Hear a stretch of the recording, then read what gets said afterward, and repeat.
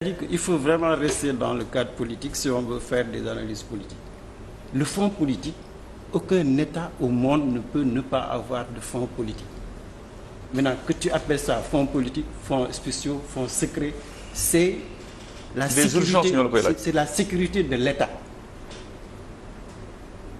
Donc sur le plan du principe, une rupture ne peut pas ne pas envisager des fonds politiques pour gérer sa sécurité.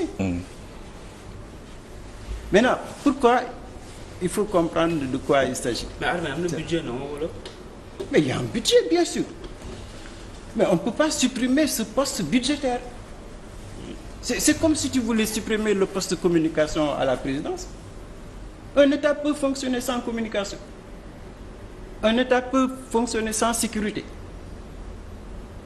Mais le fonds politique, il est destiné à plusieurs activités. Mais l'appellation importe peu. Le principe, c'est que ça fasse partie de la nomenclature de la gouvernance institutionnelle. C'est ça l'enjeu. Mais si Macky Sall a ses 80 milliards, toi tu viens, il te donne 5 milliards, l'autre vient 3 milliards, l'autre 4 milliards. Il enrichit des gens, c'est comme ça qu'on a fonctionné jusque-là. Les gens que tu entends riches là, milliardaires, d'où ça vient? Non, attends, je termine. C'est ça qui a enrichi des fonctionnaires et des ministres. C'est ça qui a créé la corruption dans le système administratif sénégalais. Mais pour la bonne gouvernance, mais on prend la posture pour dire que nous, on ne va pas accepter ça. La rupture. Mais c'est ça l'enjeu. D'accord. Maintenant, il ne faut pas amener les gens dans des détails qu'ils avaient dit ça, ils avaient dit ça. Non. L'option gouvernementale, c'est de dire que le président de la République, il est comptable. C'est ça l'idée.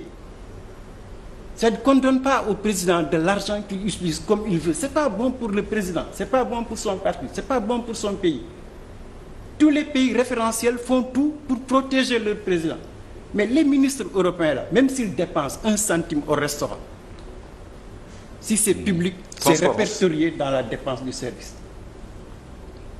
Eux, ils arrivent à ce niveau-là. C'est-à-dire que même le ministre, il ne peut pas dépenser l'argent public sans rendre compte. On n'est pas là, mais on a quand même l'intelligence de dire que c'est ce qui est demandé. Ça, c'est pas bien pour nous, c'est pas bien. Macky Sall jaar na fa, Wade jaar na fa, Abdou Diouf jaar na fa, Senghor jaar na fa. Jurul lu baax. Mais